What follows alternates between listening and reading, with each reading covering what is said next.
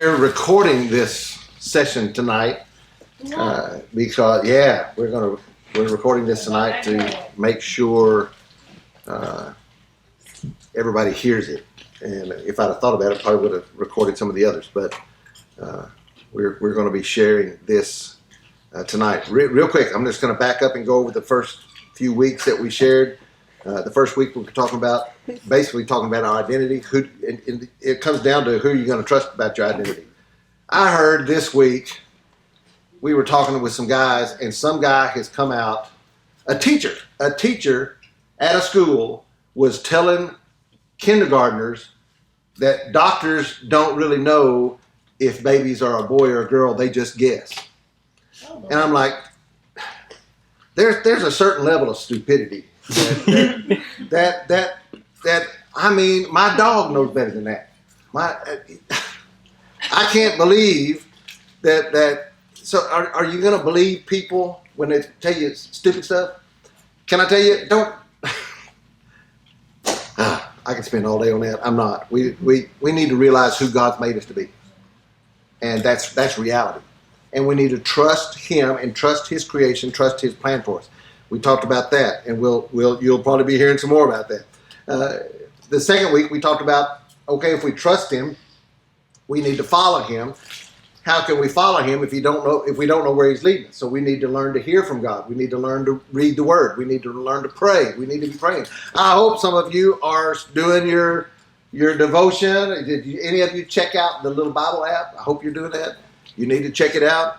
The YouVersion Bible, you can follow along, but it's very important to have a disciplined time where you set aside to get into the Word every day, even if it's just one chapter a day. You need to get in there, and you need to get into the Word. Let God speak to you. You need to spend time in prayer. You need to be in services. You need to be here like tonight, letting God speak to you. And so it's important for us, because ignorance, not knowing what we ought to do, doesn't keep us from making wrong decisions. And the fact that you are ignorant of a wrong decision, that just simply means you didn't know. Well, I didn't know. Well, it doesn't matter. You should have known. And so it's up to us to find out what it is God's Word teaches us, and then to trust Him, and then to follow that. And that's how we find the blessing of God in our lives. That's how we find success. The third week we talked about, when there wasn't many here, unfortunately, the hottest topic, sexuality and dating and all that. We are created sexual beings. We're created male and female. I'll repeat that again. Everybody say male and female. Male and female. Hello. It's male and female. Men and women are totally different. God created us differently. We are created in our sexuality for propagation. Sex is making babies, period. So that's what it is. And so it's God intended for it to be confined within the relationship of a husband and wife, because that's when you have the responsibility to care for that child, to love that child. There's children born without the love and care of a family, of a father and a mother. It's more and more complicated. And here's the thing: the sexual relationship is a holy thing. It's something from the Lord, but it's also one of the most destructive things in our lives. It can destroy you. It can destroy your relationships. It can destroy the possibility to have happiness, to know love. It works against us if we're not applying the things that God intended and doing it the right way. Then we talked last week. We could talk more about that. We're going to get into that. We're going to have some roles coming up.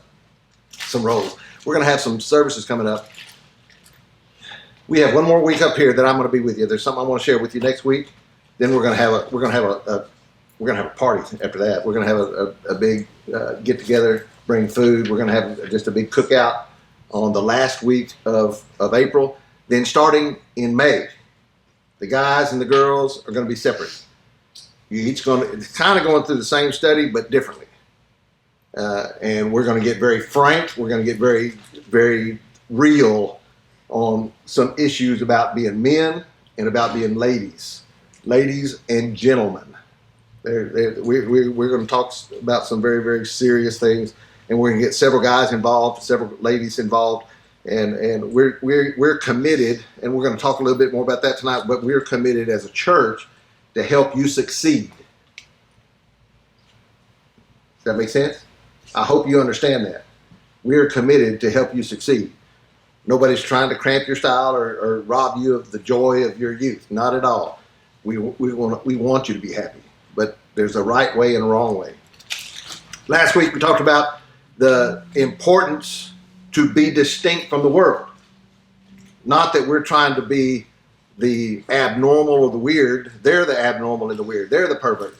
We need to be who God has created us to be, and we need to act like it. We should, as those who follow Christ, and from the very beginning, that was the question I asked you. Are you serious about following Christ? If you are, then not only do we need to understand what he's teaching us to be able to follow, but we need to be serious about, if we're going to follow Christ, we are going to be different. We're going to talk different. We're going to dress different. We're going to act different. Everything about us is going to be different, because everything about us is going to be the conduct that produces blessing. And that's going to be different from the world, because what the world's doing does not produce blessing. We talked last week about all the different people that have everything that supposedly the world has to offer, and yet they're committing suicide. The suicide rate now is higher than I think it's ever been in the United States. We are one of the least happy group of people on the face of the planet. Man, I've been to some of the most impoverished places that you can imagine in our world, and people are happier than they are here in the United States.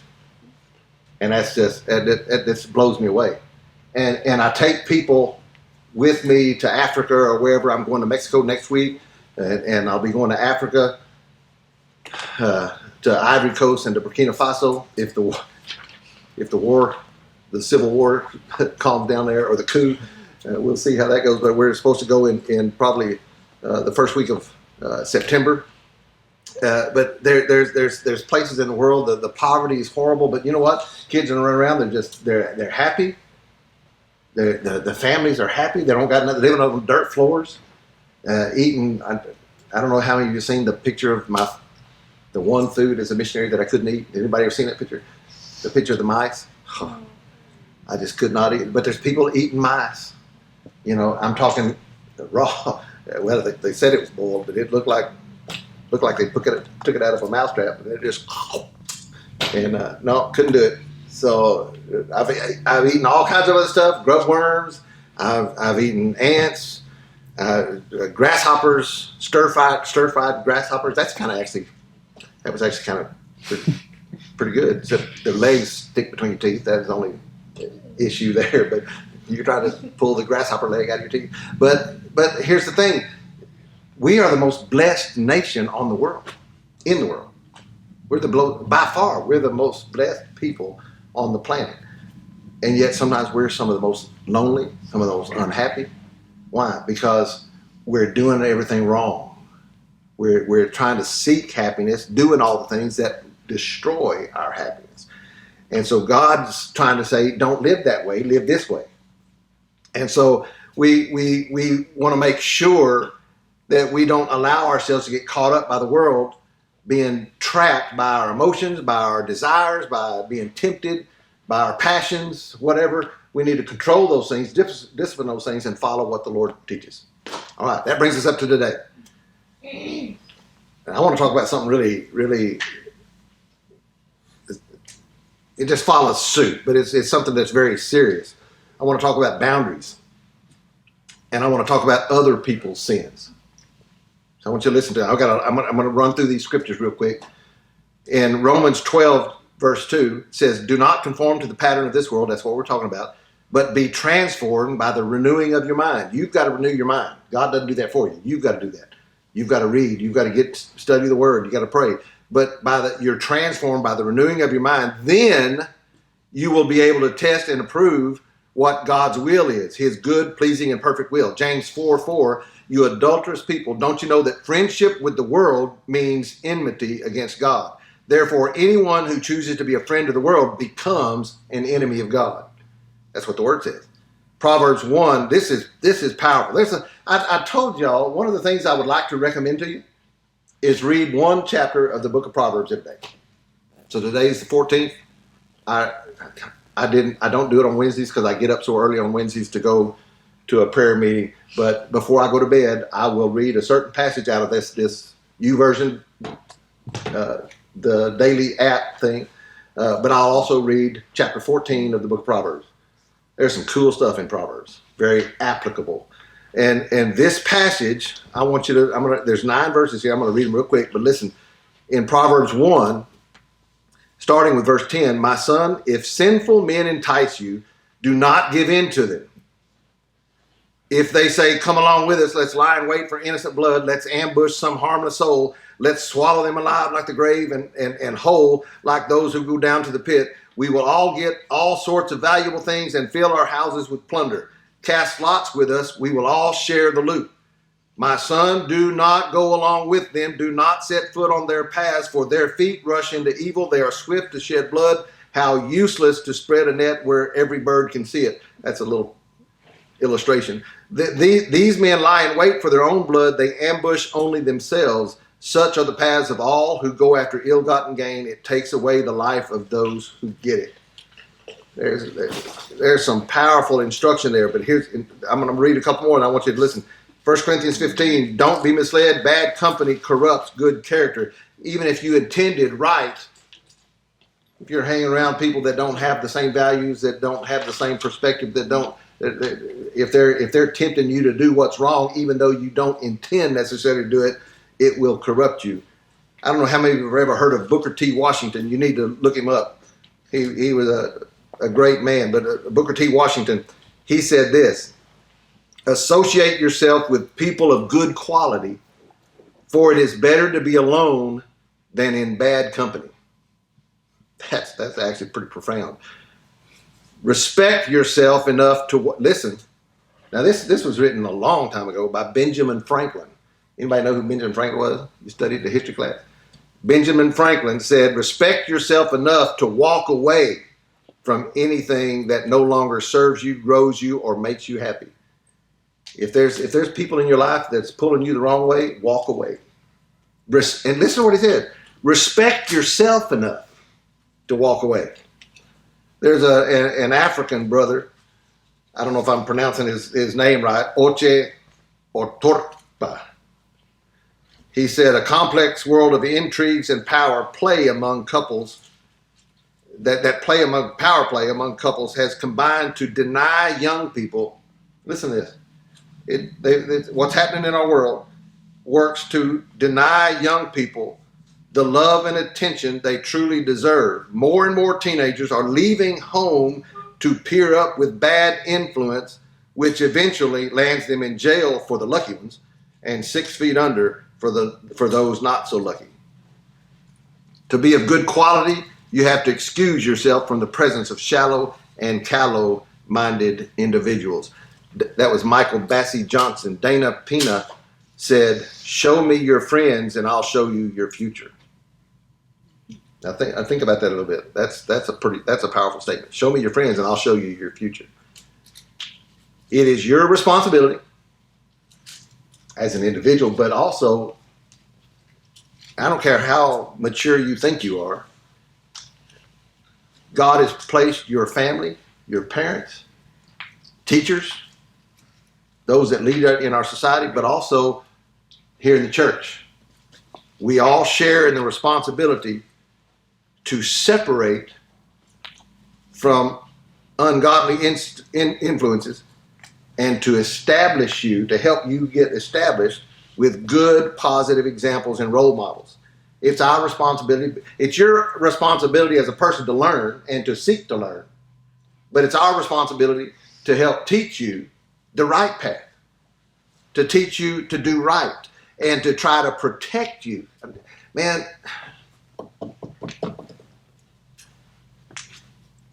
it's our responsibility to protect you from making stupid decisions, even when they seem like the most brilliant decision in the world. I hear young people all the time, oh, Yeah, you say that, or that happened back in those days, but it won't happen to me. Yes, it will. Yes, it will. And we're here to protect you from making bad decisions. Now, here's what I want you to latch on to tonight.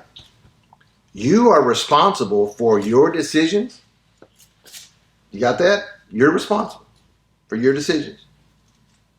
And you will bear the responsibility for the decisions of the people you're associated with.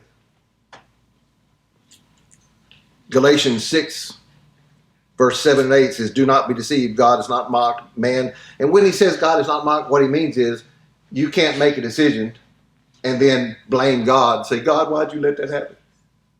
Well, I didn't let that happen. You made it happen because you made the choice. So God is saying, you're not going to blame me with the results of your decisions. So do not be deceived. God is not mocked. A man reaps what he sows. Whoever sows to please their flesh, from the flesh will reap destruction. Whoever sows to please the Spirit, from the Spirit will reap eternal life. 1 Timothy chapter 5, Paul is writing to a young man that he's mentoring up in the ministry. And he says, do not be hasty in the laying on of hands. In other words, of condoning or approving people that haven't been proved, that haven't proven themselves. Don't be careful about joining up with somebody too quick when you don't really know who they are or what their motives are. He says, be careful. And he says, do not share in the sins of others. Do not share in the sins of others. The sins of some are obvious, reaching the place of judgment ahead of them. The sins of others trail behind them. In the same way, good deeds sometimes are obvious, and even those that are not obvious cannot remain hidden forever. I hope you guys need to understand.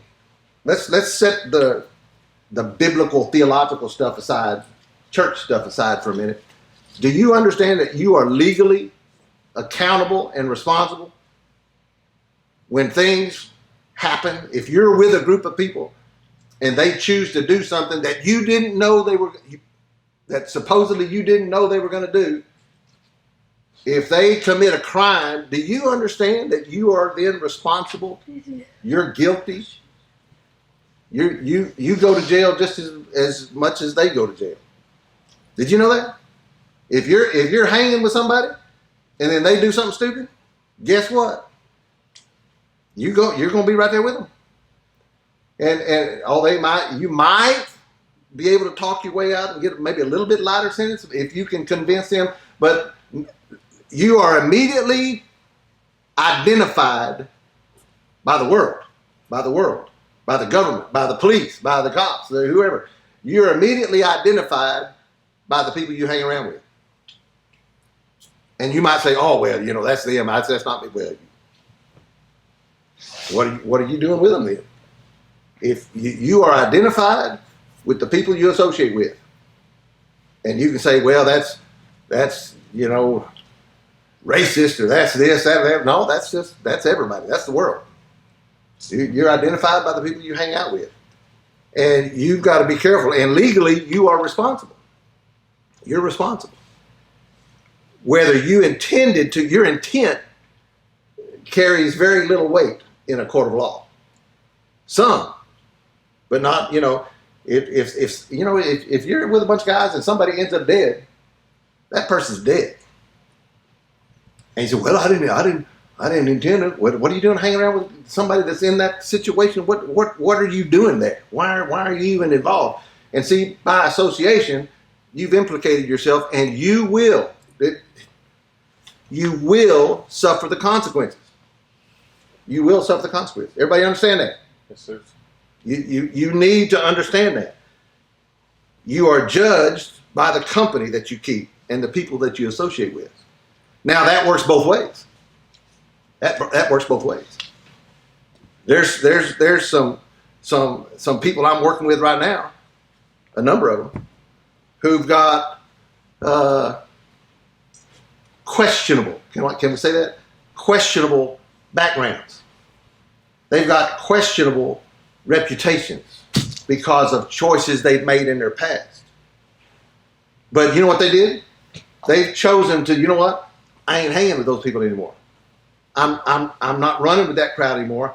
I'm gonna, and now all of a sudden they're associated, in spite of their history, in spite of their record, in spite of where they've been and what they've done, they are now judged by the company they keep now. You hear what I'm saying? So that works both ways. So maybe they're actually given a little more credit, a little more favor, a little more trust, because the people they hang around with are trusting, are reputable and trustworthy.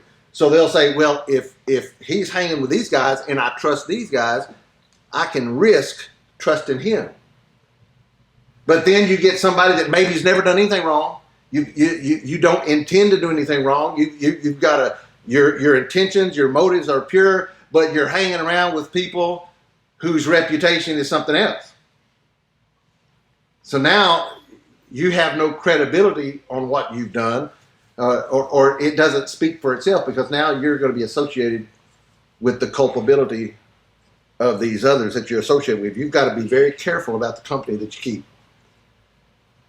The people that don't care enough to do what's right, if you're hanging around people that don't care enough to do what's right, they don't care what's right, whose conduct is self-centered and only aiming to please themselves, I want you to hear what I'm saying. You know, it's all fun and games for a while. We're going to have fun. We're going to do this. You know, this is so cool. This goes cool. Well, if their motive is just for them to get blessed, or them to have their pleasure, or have their high, or whatever, when they get caught, who do you think they're going to turn on? Because they don't care about you. They're only looking out for themselves. They wanted to drag you along because you thought it'd be fun, but now, because they're only looking out for themselves. And even if it's their fault, and they get in trouble, who are they going to flip on? Well, Connor did. Connor was the one. It was his idea. He was, dude. You got to watch him, man. Yeah. But you see what I'm saying? If they don't even care enough, if their motive is all about self, well, they're going to drag you down, or not only drag you down with them, they're going to try to push you further down to try to make themselves look good. You need to be around people who care about you and that are willing to sacrifice for your sake. That are willing to do what they don't want to do, to spend the time to help you. Those others be the first one to lie about you and blame you for the consequences and drag you down. You need in your life, as young people, you need in your life, everybody still listen? You need in your life boundaries. Now, you need to develop your own system of boundaries. You need to grow to the point where you establish those boundaries for yourself. But the only way you're going to do that is by having those boundaries imposed. That's why God gives you parents, grandparents, teachers. That's why we have government. That's why we have cops. That's why we have laws. That's why we have rules. That's why we have church. God gives us instructions. That's why we have His Word, because He gives us boundaries. Not that He's trying to dictate our lives. He's trying to protect us. The boundaries are to protect you.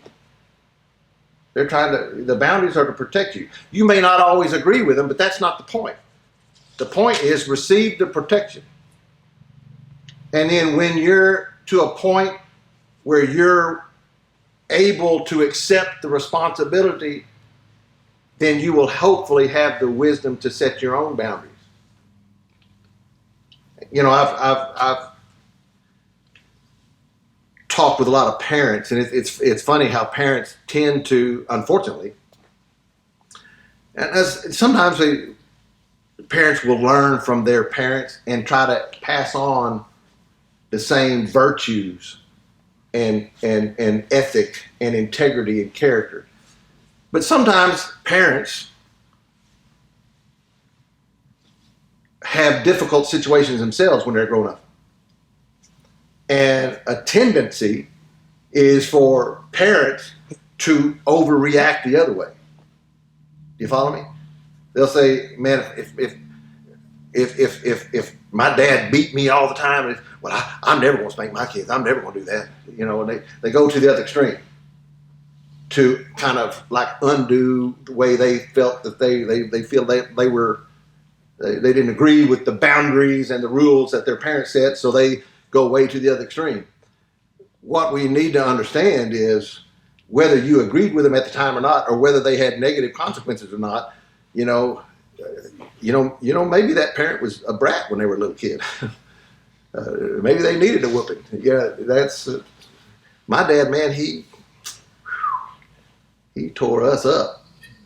While I'm talking about while we were little, and then I was so scared the rest of my life, I didn't dare mess with my dad. So now my mom, until she said, "I'm gonna tell your daddy," and that would shut us up pretty quick. But there was that fear factor, and I don't necessarily think that my dad was perfect. I don't think that he was right all the time, but I do know this: my dad was concerned about me. He wasn't just trying to impose rules. He was concerned about me, and he did his best to protect me. The people that are trying to protect you and love you and care for you and provide for you, those are the people you need to listen to, whether you agree at the time or not. That's irrelevant. The Bible never says obey your parents when you feel like it. Doesn't ever say that. Obey your parents when you agree with them. Doesn't ever say that. You just obey. Suck it up and obey. Now, and as you get older, you gain the right. Listen to me. You gain the right. You earn the right to establish your own boundaries. As you earn respect is earned. Trust and respect, whether it's in the home, whether it's in school, whether it's on a job, whether it's in church, whether out in relationships, trust and respect are earned. Don't ever demand somebody to respect you or to trust you. You don't have the right to demand trust or respect. You have to earn that. That's earned. And it takes time. It actually takes a long time to earn trust and respect. But it only takes a moment to lose it. You mess up one time, and then to gain that trust, to gain that respect again, in a court of law, if a police officer ever gets caught lying on the stand, they won't ever take his testimony again. If you lied once, because if you lie once, you'll lie again. They won't. If you ever get caught lying under oath, you're done. You're done, because nobody will ever trust you again. Because you've proven that you will lie, given the opportunity, even under oath, even swearing that you're telling the truth, the whole truth, and nothing but the truth. It takes years to regain, and sometimes once you've lost it, you can never get it back. So it's important to understand you need those boundaries. You need boundaries that define who you're with. You need boundaries that define what you do and what you don't do. You need boundaries that define where you go and where you don't go. You need curfews. You need phone limits. You need internet limits. You need limits on relationships. Amen. Well, I need to decide who my friends are. No, not necessarily, because you might pick the wrong ones. Mm. You need to respect the boundaries that those that care about you are imposing upon you. And again, once you prove that you can be trusted, then little by little you're granted a little bit of flexibility.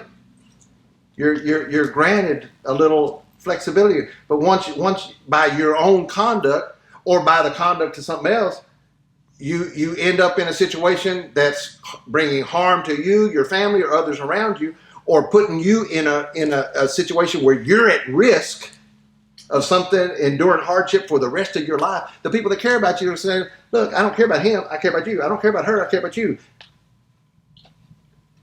when I was, and it's hard for old people not to try to think about when we were young. Because believe it or not, we were young ones. They don't have hardly dictionaries anymore. Everything is Googled. But the dictionary, when the old-fashioned dictionary encyclopedias, all the old copies. If you ever find an old copy, if you'll look up, back in the 1970s, 1980s, you look up the word cool. Find an old encyclopedia. Look up the word cool. It's got my picture there. Because I was the epitome of coolness in the day. But here's my dad was pretty hard on us. We never missed church. Dude, if the church doors were open, we were there. Period. That doesn't mean that I was always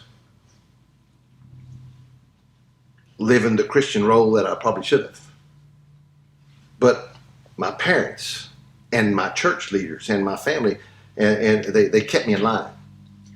Didn't always like it, but it kept me on the path. You understand what I'm saying? And here's the thing. There were people I learned. I had a lot of friends. And they were my friends. And it just got to the place where they knew where I was going to be on Sunday. They knew where I was going to be on Wednesday night. So they didn't even ask. You know what the sad thing is? There's some of them I knew where they were going to be. I knew where they were going to be on Saturday night. I knew where they were going to be hung over on Sunday morning, or doped out, or tripped out. I knew where they were going to be. They knew where I was going to be. They didn't invite me to go hook up with them in those areas that we had in common, particularly hunting or basketball. I played on a little pro-am team in the Dallas League. A lot of semi-pro and pro guys. I played on a basketball team called Oreo. Can you guess? Because I was the white in the middle. And we were pretty bad to the bone. But so playing basketball, everybody wanted to invite me to be there for that and some other things. You a sharpshooter? But I didn't do it. You a sharpshooter? I got there. I played against him. He's not. I was more a post, believe it or not, because in a small town, I graduated community. I was the tallest guy on the team. So when I played in college, I was the shortest guy on the team, and so I didn't get the outside shot like I should have. But I could post anybody up to about 6'6". If they got over that, I had started having trouble. But I had an awesome jump hook and a fadeaway you wouldn't believe. Anyway, but here's the thing: they didn't invite me to go to their parties. The thing I regret now most of those days is I really didn't invite them to church. They didn't invite me to go with them,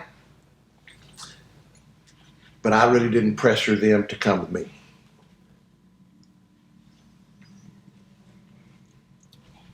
I remember sitting in a youth group meeting.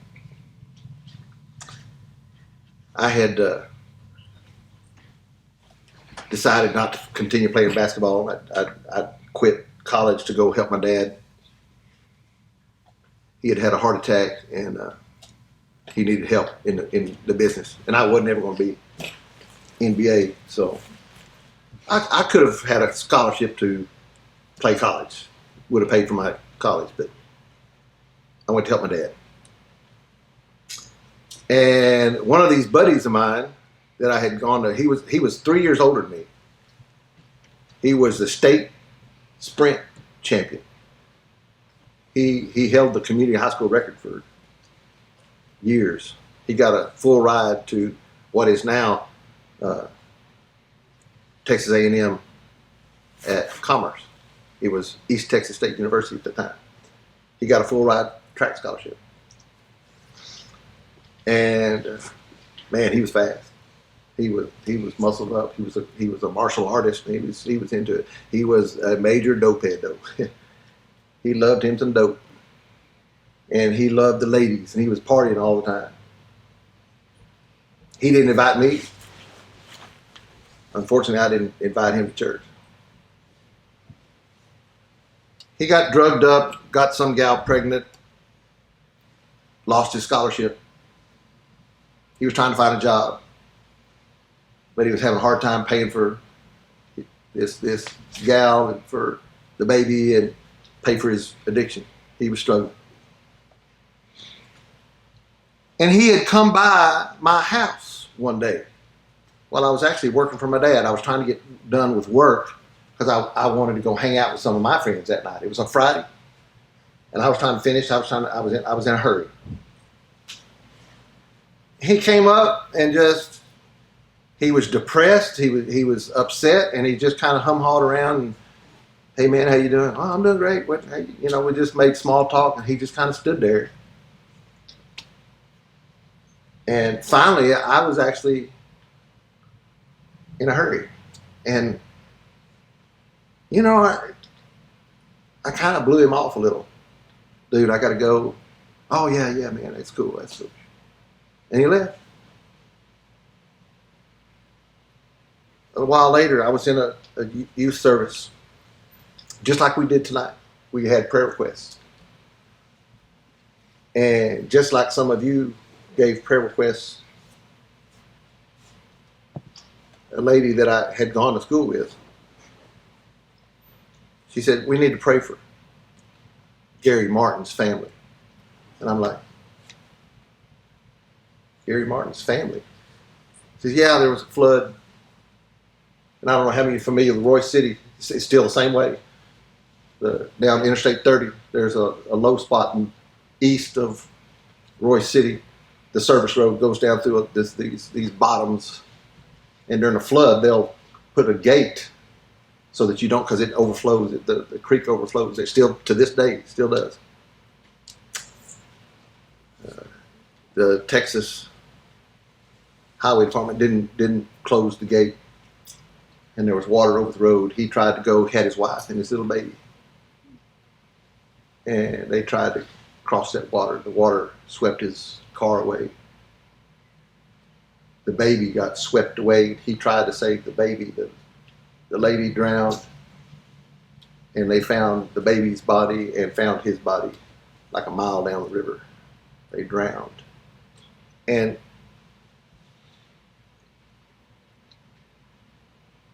that's been 45 years or more. And it still hurts to talk about it. Because as soon as they gave that prayer request, I remembered that afternoon he came by my house looking for help, reaching out to somebody, wanting to talk to somebody. And who did he come to? He didn't go to his drug friends. He didn't go to all the hookup friends. He came to the one guy that he knew, the only guy in his life that he knew was a Christian. And he wanted to talk to me. You see, the boundaries you set up in your life not only protect you, but they provide a haven for the people around you to run to. When they're struggling, when they're hurting, who are they going to turn to? They're going to come find you. I've been there. They make fun of you. They call you all kinds of stuff, whatever, for not doing the things they do, not going to the places they go, for dressing like they dress. But when the rubber meets the road, when it gets tough, who do they come to?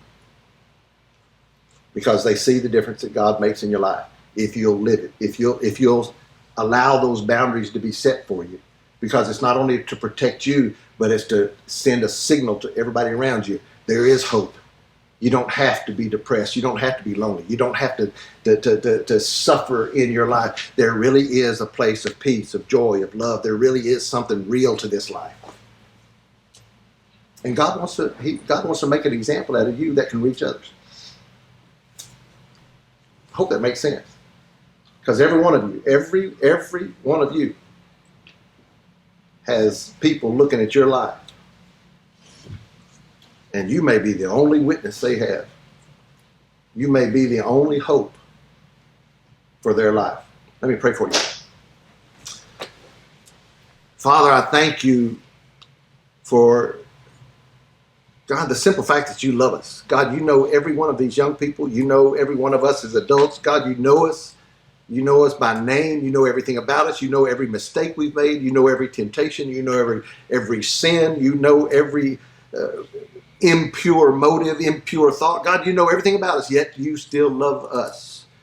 And God, you're doing your best to reach us. And God, I pray that something I may have said tonight will touch the hearts of these young people. God, let them know that they're loved. Let them know that we love every one of them. God, that their families love them. God, let them know that you love them. And God, let them know that there is a life of peace, of joy, of happiness, of fulfillment, of satisfaction, God, of contentment.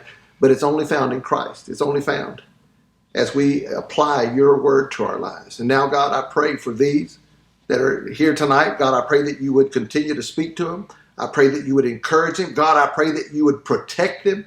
God, help them to see the doors that you're opening for each one of them. God, help them to see the doors that you are you're opening for their lives. And God, help them also to see that you're wanting to use them to represent your love and grace to those around them. God, bless these young people. God, bless these young men, these young ladies. Bless them, I pray. Protect them in Jesus' name. Amen. Amen.